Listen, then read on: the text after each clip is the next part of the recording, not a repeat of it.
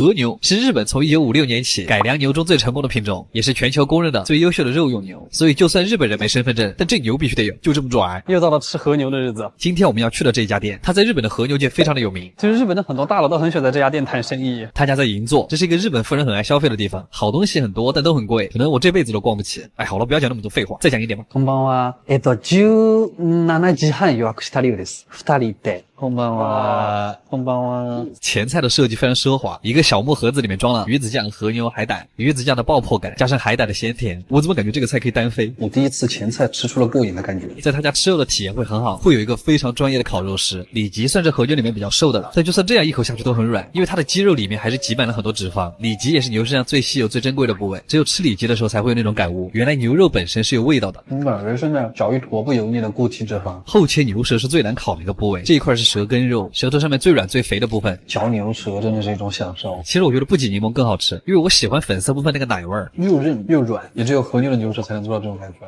每一次吃横膈膜肉，咀嚼的每一下里面都有水冒出来，你能喝到牛肉汤。而且他家每一块肉的调味都不一样，淡淡的孜然味就很像烧烤。他家的沙拉真的很厉害，是用熟成的牛舌来做的，但它还是沙拉。下个菜，烤和牛虽然真的很好，但是多吃2口就会很腻。一块介于牛胸跟牛腹之间的肉，其实就是胸腹隔膜，比普通的横膈膜肉更肥一点，透着光看就是雪花分布的更漂亮。可能这个就是肉翡翠吧。进嘴特别像牛肉版的咸烧白，嚼得你满口油香。横膈膜是喝牛汤，这个就是喝牛油。这是一片很常见的横切牛舌，从舌尖切到了舌根，没那么软，但是比较脆嫩，吃起来会有嚼内脏的感觉。我还挺喜欢那个腥腥的味道。然后是一片牛腿肉，还配了个米饭。我特别喜欢和牛寿司，带着肉香的米饭，中国味一下会被满足。它这个还是零糖零脂零卡的，而且还没有防腐剂，减肥也可以喝得快的水。吃烤肉来瓶白塔味的元气森林真的很解腻，而且马上夏天了嘛，感觉家里还可以囤点。接着就是他们家最贵的一道菜，下面把三明治烤脆，然后会夹着牛里脊最中间的那个部分。对不起，郑中基老师，光是制作它的过程看着就很享受，边角料会单独切下来蘸盐吃，它是非常柔和的味道，外面一层吃起来又薄又脆，因为它是油炸的，所以能够锁住很多油水。烤得温热酥脆的吐司，加上鲜嫩多汁的和牛，还刷了一层微辣带着果香的酱汁，它那个肉的质感和虾很像，吃完特别的满足。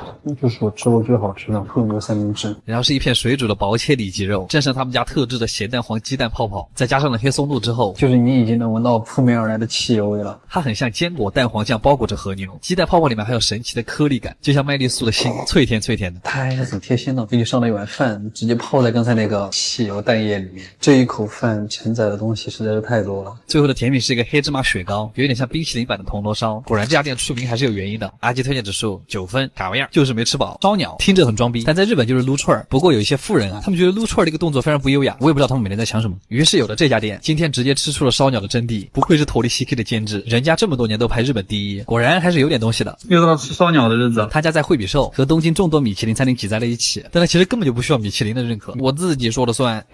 一进店你就会发现，越好的烧鸟店座位会离大家越近。すいません。主要是为了那个，这个箱子是干嘛的呀？1味大酱，5个学徒，配置很日本。开始吧。小菜是一盘寿司，海苔包着鸡胸肉，紫苏叶寿司酱，上面刷了一丢梅子酱，一股淡淡的酸甜果味。第二个菜是炸春卷，里面的馅儿是鸡肉的内脏磨成泥做的，口感像土豆泥，但是内脏的味道非常浓郁，像是在很高级的烤肉店才会吃到的东西。这个菜的设计有点像喜之郎果冻，就是蔬菜版的东北肉冻，凸显的就是一个高级的感觉。这个鸡汤馄饨其实很重要，高情商大酱在追求极致软烂的口感，低情商它是炖了多久呀？有一点像四川的鸡汤抄手，但是超级浓郁的鸡汤打底。我们回去一定要尝一下鸡汤里面加蒜头。今天的第一盘肉是滴着肉汁的烤鸡腿肉，果然没有芊芊，它滴的那个油水非常像广州那边隔水蒸鸡蒸出来那个鸡汤，鸡皮上的炭香也很明显。上一次吃到这种炭的味道还是在托利萨 K， 就日本第一的烧鸟店。吃菜，这是今日份的活到150，它上面那个酱是芝士跟蛋黄搅在一起的，它有点像咸蛋黄炒到冒泡泡的那个时候的口感，味道还有一点美乃滋。接下来居然是一盘鸭肉，哇，突然想起了成都的温鸭子。第一次在烧鸟店看到了鸭肉，它是用和牛的烹饪方式，低温烹饪的和鸭，这个粉嫩的鸭肉像是5分熟的西冷，鸭皮很厚，一口下去，鸭肉纤维里的油水会直接爆出来，再来一块烤的甜葱根，好的店的葱就是会很甜。下一个菜是小饼加上炭烤鸡肉丸，上面是一个鹌鹑蛋蛋黄，好可爱，它里面软嫩的部分还带了一点脆骨，非常像我豆腐嘴刀子心。把烧鸟的那个木签取掉之后，会实现更高级的一种口感。然后是海苔配烤年糕，虽然是糯叽叽的口感，但是居然一点都不粘牙，是大海的味道啊！这个菜是烤鸡皮，刚进嘴像是猪油渣，嚼到后面像是脂肪口香糖。鸡皮是唯一一个能够做到又软又脆的东西了吧？哇，这个菜很厉害，它这个造型真的很像菌霸，虽然剔除了骨头，但是保留了软骨，吃起来像猪耳一样方便。下面还搭配了萝卜泥解腻。它这段烤得非常的是孜然，然后是烤鸡屁股，第一次看到鸡屁股这么好的待遇，因为它的脂肪真的很多，咬下去真实的在爆油，可能这个就是鸡油味的 QQ 糖吧，好 Q 好油。这个是他家最具特色的菜，很多客人来都会直接点3份，像是开了花的鸡腿，先油炸了一遍再烤，最后撒上孜然跟辣椒粉，里面的鸡肉还很鲜，这一盘鸡你太美了，吃一口就会爆炸。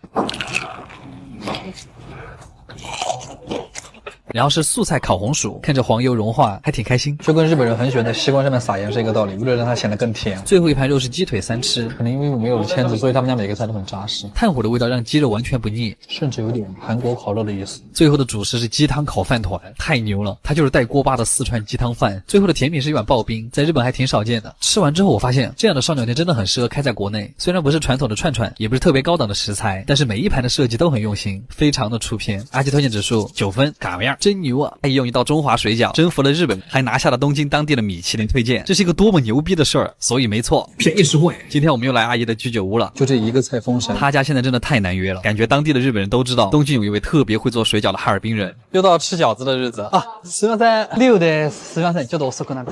あ、ざます。还是这么小一个店，里面挤满了日本人。时隔1年了，他们的菜单还是这么的破，但就是这家店的味道。主要还是那5种口味的饺子，但我们还是要先吃前菜。这个菜一直被我认为是北方口味的棒棒鸡，跟四川的完全不一样。成都的好像只有辣油没有麻酱，这个鸡胸肉是真的特别的滑嫩。四川的一样好吃。然后这个也是我很喜欢的香菇鸡肉粽，它包得很小，一口下去可以吃到里面所有的料，里面是2坨卤过的鸡腿肉和一些香菇，然后是一道我来了这家店才吃过的菜，皮蛋豆腐，没见过的组合对吧？豆腐的味道刚好冲淡了皮蛋的咸味儿，泰国风味，里面的香醋配上腰果也很绝。最后一个前菜是凉拌水母，你就当是荤魔芋丝好了。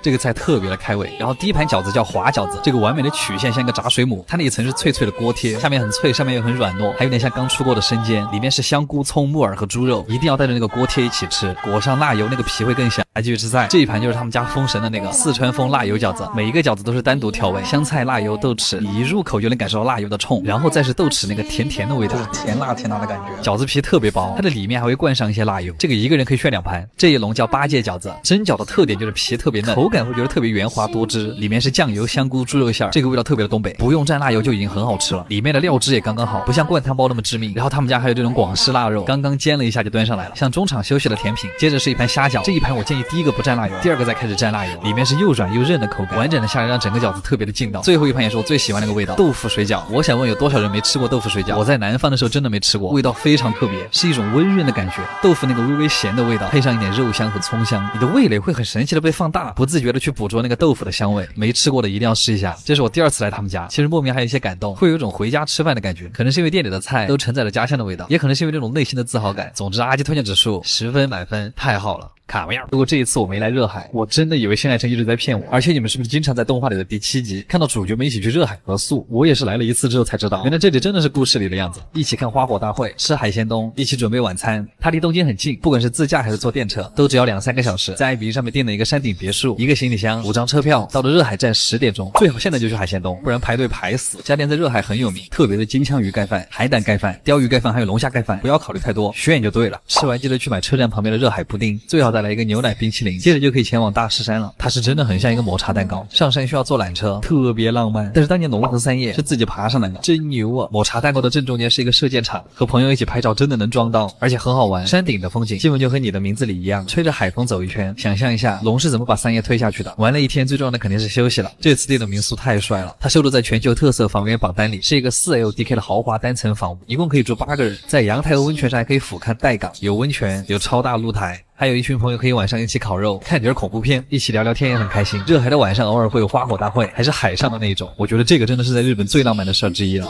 想象一下和你喜欢的人牵着手坐在海滩上，眼里享受着花火，小小恋歌和打上花火，唱的就是这个意思啊！热海的风里有温柔的味道，落日会盖在海滩上，烟花会在夜空绽放，你的告白会被拒绝，但是也无所谓啊，可以给我的视频点赞。阿基推荐指数9分，看不样。